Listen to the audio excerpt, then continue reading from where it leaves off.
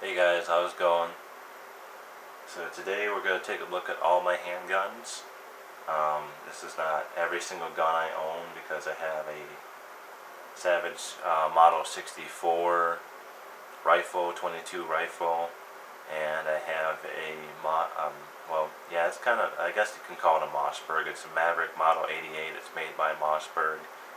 That's a 12 gauge pump action shotgun. It just didn't work out very well. I did the setup for the video, and the guns, the shotgun and the rifle were just kind of too long. Um, I have been itching to show you guys those two guns, and they've been, the shotgun's been with me a long time. It's actually something that my dad bought for me and my brother, and I just, for the last few years or so, I've had it with me. So we'll worry about that later.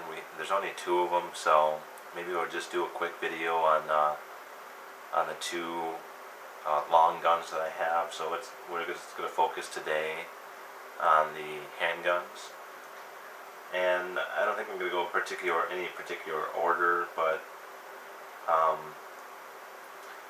first of all, I will note, if you guys are new to my channel, which I know I don't have a lot of subscribers, I have maybe a couple dozen people that might watch this, but if you're new, or I did have a couple guns I traded in. I had a Smith & Wesson 22A, great gun. I do kind of regret that trade, but it was towards, I would say, as good or better.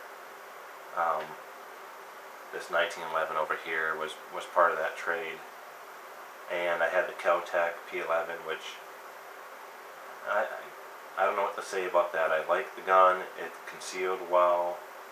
Other than that, I think it was ugly, and it was a piece of crap. And in the long run, it just constantly broke. It broke twice, and I had it fixed twice. And then I said, you know what? Third time's not going to be the charm, and get rid of this piece of shit. So,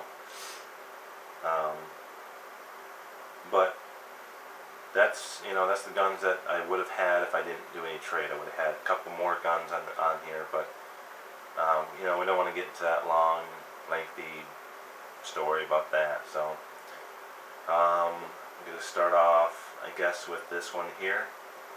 This is kind of one of my first guns.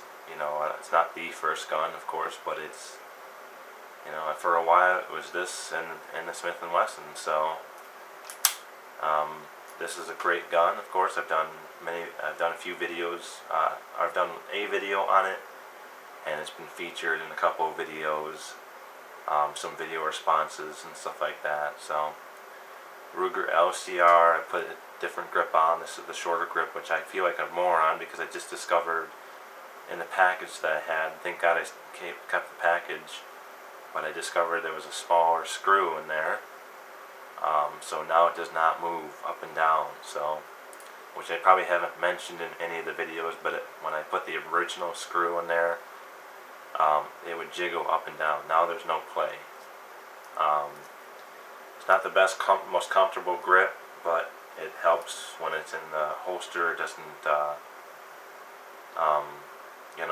rub against the clothing or anything like that. So, and by the way, I'm gonna just give you a disclaimer. This might be a little long video because I don't care. I'm gonna talk about these guns as much as I want. So if you can't sit back, relax, and enjoy some guns, sorry, I probably wasn't in frame there, then go somewhere else. So but yeah, that's the Ruger LCR. It's great for carry. It's great for home defense. I do keep it safe. I need to get some hollow points for this to run it through and put it in my safe. So until I do that, this right now is going to be my home defense and concealed carry. So, but the one thing about that is it's great for concealed carry, but for target shooting it's not. It's not designed for it. It's actually designed to shoot maybe a few times a year to make sure that it works, to make sure that you're still good with it, and leave it alone. If you want to run 1,000 rounds for it, by all means, go ahead. I just don't see the purpose in that. So I decided to get the Ruger Blackhawk, as you can see here, in 357. And by the way, I'm going to turn this on the macro real quick. There's the grips again. Big shout out to the Tactical 6-string for doing the grips. My last video on me putting on the grips on the gun for the first time, which actually was the first time I had the grips out of package, but I did not put them on the gun until I made a video. I didn't even put them on there to look at them. So, but big shout out to him. A big thank you to him for doing that. I mean, you can't really go wrong with a nice Duracoat job from someone that really knows what they're doing. So, but the reason why I got this gun is because I wanted a revolver that was a large revolver that was inexpensive to shoot, and the fact that this one shoots 357 and 38, I could buy a box of 38 Special. And I'm going to put this back on here. I'm going to switch this back and forth, so I do apologize. But I want something I could buy a box of 38, buy a couple boxes of 38 Special, and shoot them in both Rugers. Or if I wanted to, which I do quite often more than not, I'll buy a box of 357 when I go shooting, you know, just because that's what it was made for. It's more fun. It gives you a nice little bit of a kick. Kick. Which in this gun I like a little kick, you know. With the 38 Special over there, it's gonna kick a lot more than this, but it's designed to be used hopefully when your adrenaline's pumping and you're not gonna really pay attention to how much recoil is going through. So that's it's a whole different video about choosing a gun for concealed carry. There's a lot of guns. I mean, people carry this, people carry this, people carry that. We'll maybe do a video on that later, and you know, I want to do a video on my opinions on open carry, concealed carry. That's something I've been kind of tossing around and been kind of playing that through my head. But nonetheless, as you can see, we've kind of got a pattern going on. We've got the Blackhawk cowboy gun, and then we got the Heritage Rough Rider 22 caliber. And when I say 22, that means it can shoot all sorts of different variations of 22. With the cylinder in it right now, it can shoot 22 LR, it can shoot 22 short, and 22 long. I have not yet seen the long. I guess it's supposed to be a little bit longer version than the long rifle or something like that. It apparently is a very, you know, uncommon round in my area, so, but I'm not worried about it. I mean, to shoot 22 long rifle, 22 short, and then change out the cylinder to shoot 22 magnums is pretty fun. So it's definitely something that I purchased very impulsively. I was kind of just hanging out at home watching YouTube, and I stumbled upon some videos on this gun, and the first thing I kept hearing over and over again was inexpensive, you know, which I don't like to use the word cheap, because cheap, in my opinion, kind of, well, you'll hear me say it often, but I like to say inexpensive more often as possible, because, you know, the definition of cheap is something that will break easily and stuff like that. So I think this is just really inexpensive. It definitely is, you get what you pay for kind of thing, but it's again, on the other hand, it's quite a bit, you know, gun for what you pay for. You know, you get quite a bit of fun. You shoot this all day long. It's designed like an old Colt. You know, it's got the 4 clicks. Actually, this one, like I mentioned in my video, it's got 5, which I got 4, but kind of doesn't lock all the way, so I don't know if that would be safe to shoot, because it's got some wiggle. So I definitely make sure you pull this one all the way back and then shoot. So what you're going to, I mean, naturally you're just going to go, and it's going to come all the way back. You're not going to sit there and go and then shoot, you know.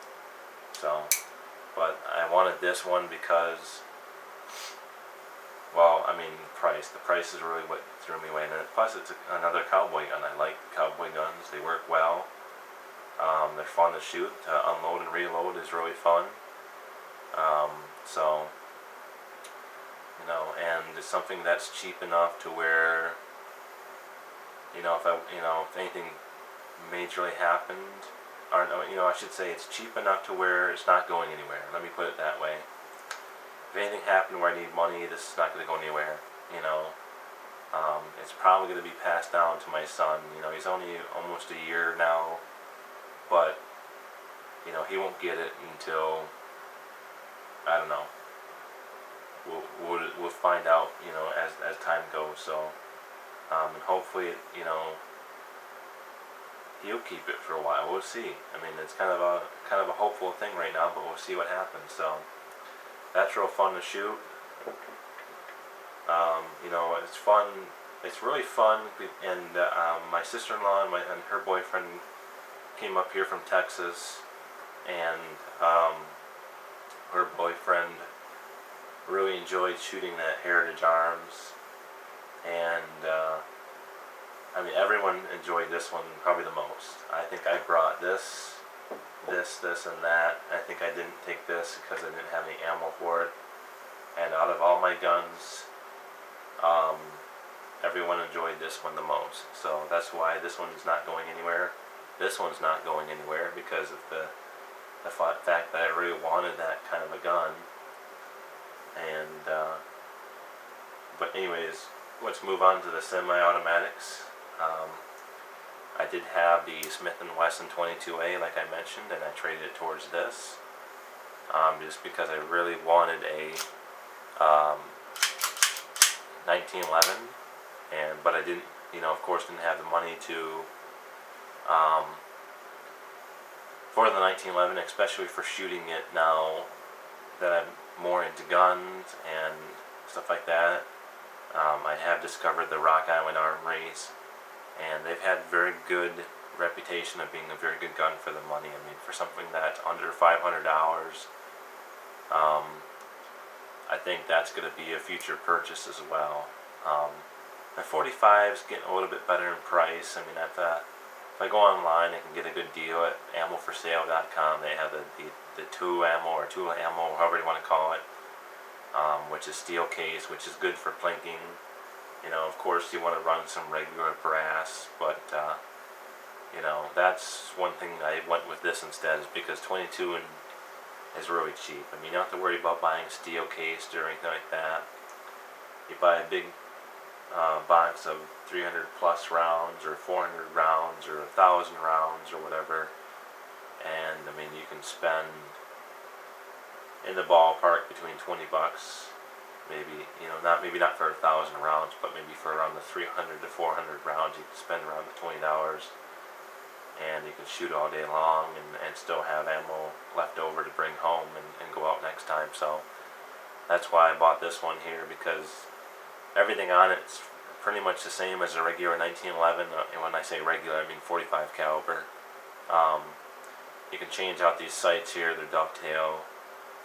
It would take almost every part, almost all the parts from a regular 1911. You can change out the hammer if you wanted to. You can change out the safety if you wanted to. You can change out the grip safety, the mainspring housing, the grips, which I did, because the original ones were wood, and I wanted to have an all black gun. I mean, I'm sure you could buy slide stops or, you know, whatever, you know, triggers. I know you can buy for this, and they'll all fit in this. So you can customize this any way you want. You know, I'm sure you could Duracoat this frame here. That would make it pretty badass. You know, maybe like OD green or something like that. You know, whatever you want, and it's not that expensive to where you think you're gonna ruin your gun. So um, that's pretty cool. That's the GSG 1911 by American Tactical Imports, ATI if I didn't mention. Ruger Blackhawk, Heritage Rough Rider, just in case I didn't mention it. So, and then my last one here, but not the least, you know, there are going to be more guns on the way, is my Springfield Armory XDM. And let me switch the camera here. Try to. Yep, okay. But this one here is the 4.5-inch barrel, similar to the Glocks up there. The Glocks I think are around the same barrel length and everything, but yeah, sorry, I'm just looking at some stuff on the camera here. I really got close to buying a Glock 17, just because they are a little bit less money. They're probably about roughly $100 cheaper than this, depending on what you know, generation you get. But this is the most expensive gun I have. Something that I've wanted for a very long time, and it just the fact that it was so expensive kept me from buying it. You know, Hickok 45 has a video or a radio show. It talks about if you can buy, you know, Heritage Arms and, you know, the GSG, and you keep buying these inexpensive guns, you know, how are you justifying the fact that you can't buy a $600 gun? So I told myself I'm going to get this as soon as I get the chance, you know. And yes, I kind of did do that. You know, I'm not trying to be hypocritical and say you shouldn't do that.